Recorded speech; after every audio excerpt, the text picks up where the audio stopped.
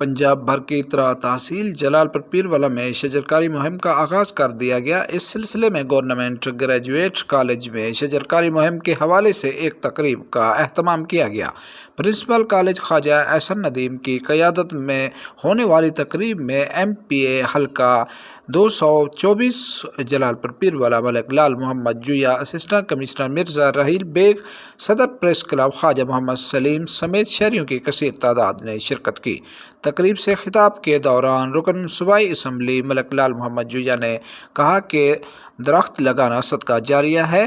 اس مہم میں کامیابی پاکستان کی تعمیر و ترقی اور آئندہ نسلوں کی بقا کے لیے ضروری ہے۔ شہریوں کو وزیر اعلیٰ پنجاب مریم نواز شریف کے وژن 'ون مین ون پلانٹ' میں بڑھ چڑھ کر حصہ لینا چاہیے۔ انہوں نے کالج مسائل سمیت شہر کا انفراسٹرکچر جلد درست کرانے کی یقینی کرائی۔